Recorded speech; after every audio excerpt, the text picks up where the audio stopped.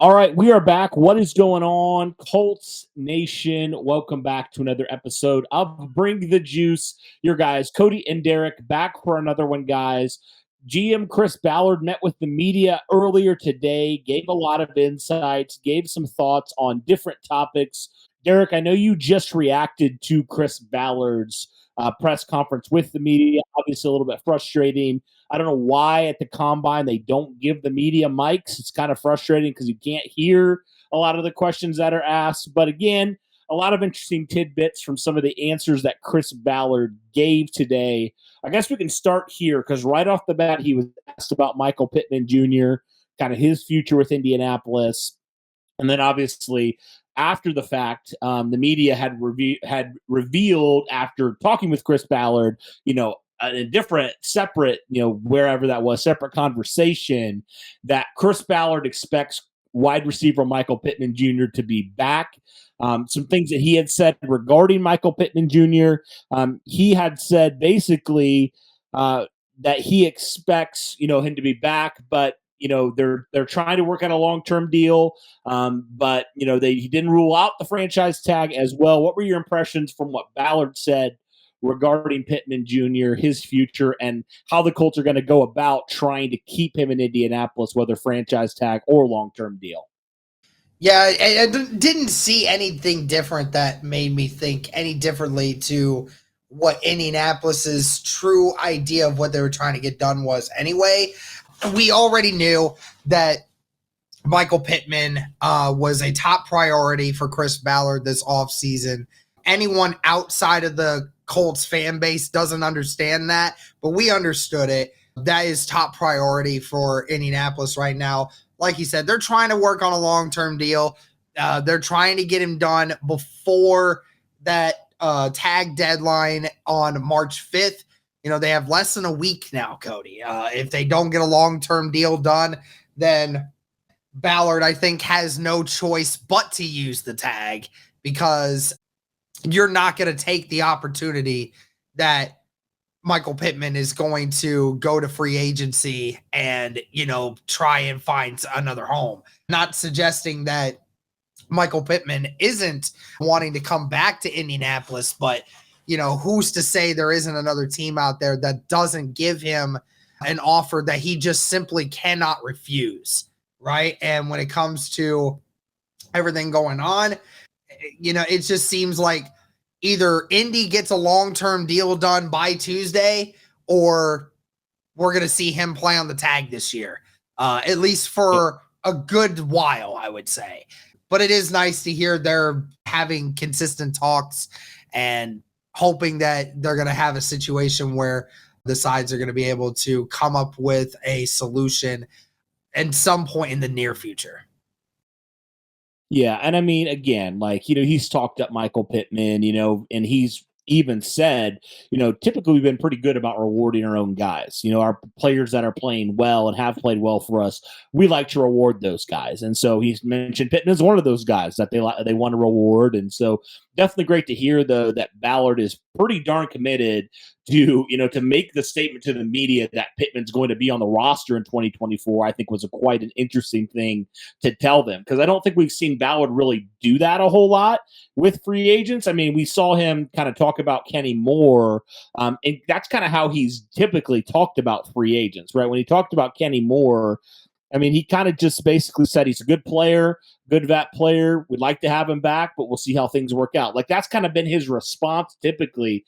So for him to go out there to the media and basically tell them Pitt's going to be on the roster, that's a big statement from Chris Ballard, because he doesn't mince words. He doesn't just throw around words like that, on a whim, unless he's serious about that happening. And he's pretty convinced that's happening. So I feel very confident that Michael Pittman Jr., whether it is, on the tag, whether it is a long-term deal, I feel very confident that he's going to be a Colt for at least the next year, if not for a long, long time, because it seems like both sides have that mutual interest. Pitt's been here ever since being drafted, and so I really feel like overall it's going to happen. It's just a matter of how it happens this year. If it's long-term, if it's a tag, we'll see on that. But I mentioned Kenny Moore. He talks about him being a good veteran player.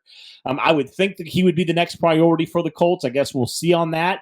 But just being as good of a player as he's been, I just don't really see a scenario where the Colts let him walk, especially considering the youth that they have in their secondary right now. Starting two rookie corners last year, who obviously you like, but I mean, you don't have an answer if you let Kenny Moore walk. Who's going to be your slot guy? Kenny's been consistently from year in and year out for the majority of the years. He's been consistently one of the best players in the slot. So I definitely think Kenny Moore is going to be a priority for Chris Ballard. Like I said, he's pretty non-committal when he talks to the media a lot of times, unless it's a guy like Pitman. That's a very rare occasion. But definitely it seemed like, they want to have him back. They have an interest in bringing Kenny Moore back, and that's definitely a great thing. I guess we'll just have to see how that works out, with Kenny Moore. But definitely feel like the Colts will make him a priority. And I think they should make him a priority, especially given, like we've talked about, the youth in your secondary, especially your corner position right now. So I think that definitely is a priority. What do you take away from Ballard's comments when it came to Kenny Moore? Yeah, you said it. He's very non-committal when it comes to certain people outside of the people that he knows for a fact that he's going to work on bringing back. But he even mentioned it in the presser that, you pay your own guys, you bring back the people that you helped bring in to bring in this foundation. And yes, Kenny Moore was not a draft pick by Indianapolis, but, Ballard gave him a chance, and he has done nothing but deliver in Indianapolis since he has got here. And I do think that Ballard sees that, and I see it, and he says, it's kind of like what we had with Jonathan Taylor. We always wanted to bring it back. Just depends on when the extension is happening. That was the only issue for Indy, was when was the extension happening, and eventually they proceeded to come to a deal, and I have a feeling that it will end up being the same way here. I think that Kenny Moore will want to finish out his career in Indianapolis. Even Ballard mentioned that, there's very few players that come to Indianapolis and don't want to stay or don't want to resign. That's been Ballard's take is, there's not a lot of guys that are just dead set on leaving the Indianapolis Colts. And, there's obviously a good reason for that. The Indianapolis Colts, they've always been a very well-ran organization for the most part, and, are very well respected around the league. So it'll be interesting to see how they approach the rest of these guys going forward, because we talked about some of these big names that we may try to keep around. Who knows if some of them will be sticking around for the remainder of the years.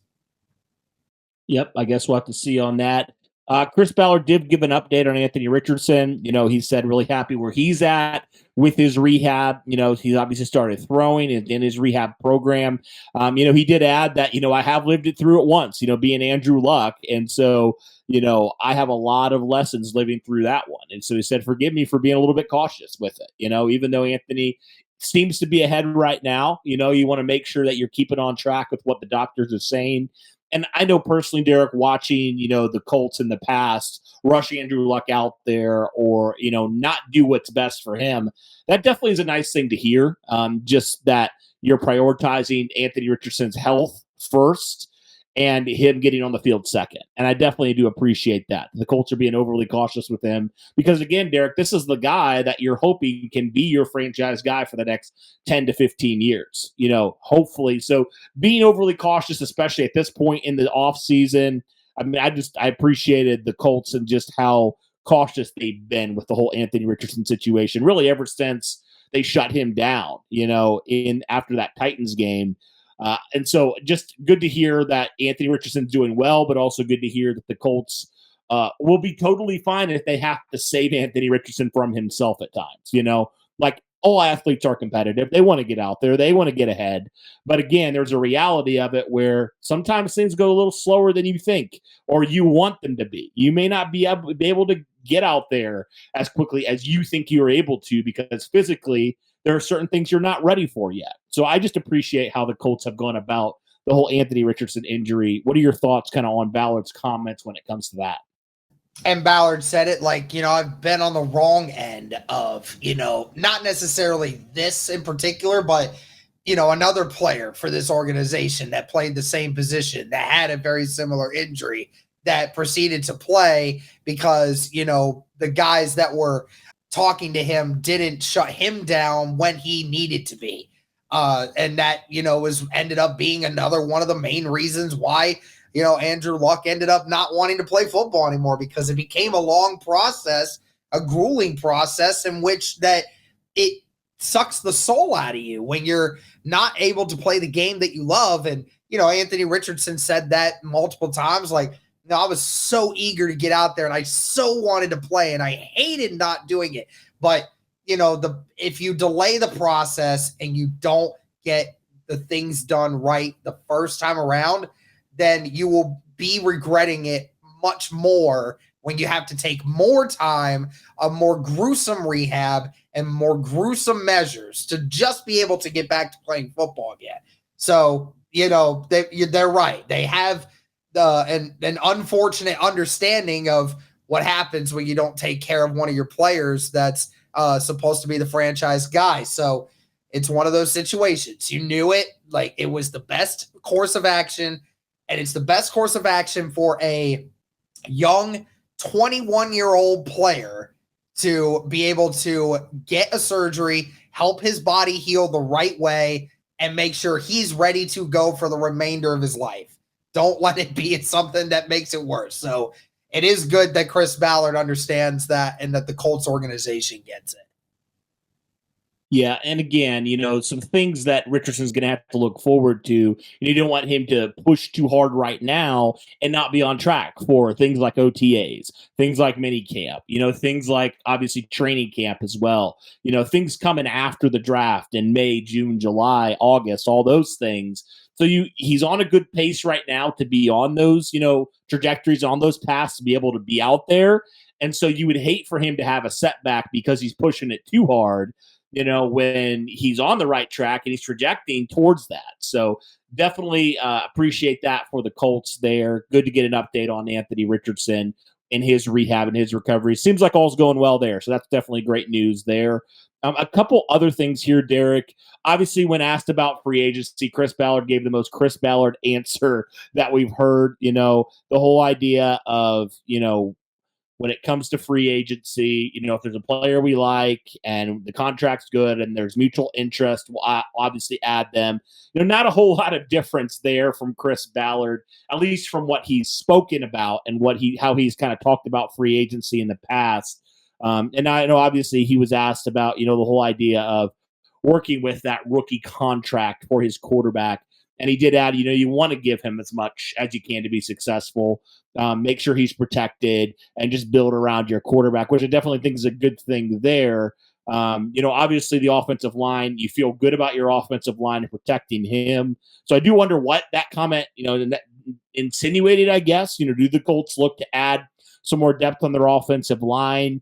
And I know Ballard also added as well, Derek, when it came to the wide receiver class this year in the draft. A lot of guys, he compared it to the 2020 draft, which I know was a lot of, really elite talent that came out of that class. Guys like CeeDee Lamb, Justin Jefferson, heck, Michael Pittman, T. Higgins, a lot of guys that are really good wide receivers in this league. And so definitely it will be interesting to see kind of how the Colts approach this when it comes to their offseason philosophy of building around Anthony Richardson. What is kind of the philosophy of, protecting him? Obviously you have your offensive line intact here. What do the Colts decide to do? I'll be really interested to see kind of how that plays out.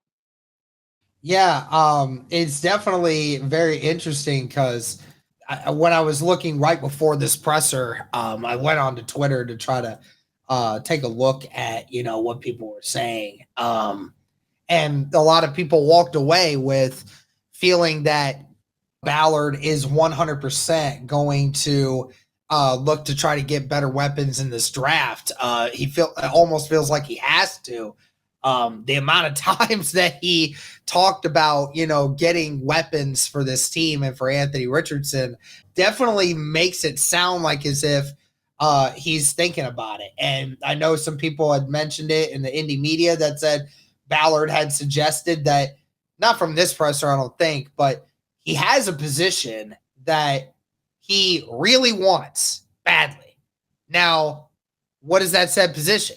What is that player? There's got to be a player or two in that position that makes you think, whew, there's got to be a player there that Ballard loves at 15. It'll be interesting to see who that is, and we're going to speculate the heck out of it until we finally see it on draft day. But yeah, I think this is a time where you're going to see a situation where Indy's going to try harder to get some weapons for Anthony Richardson now. Even with bringing Michael Pittman back, I totally believe that he has confidence in Anthony Richardson to be able to work with Michael Pittman. And I think he definitely thinks Josh Downs can be a great slot guy for you moving forward. But, the feeling is still out there for a wide receiver too.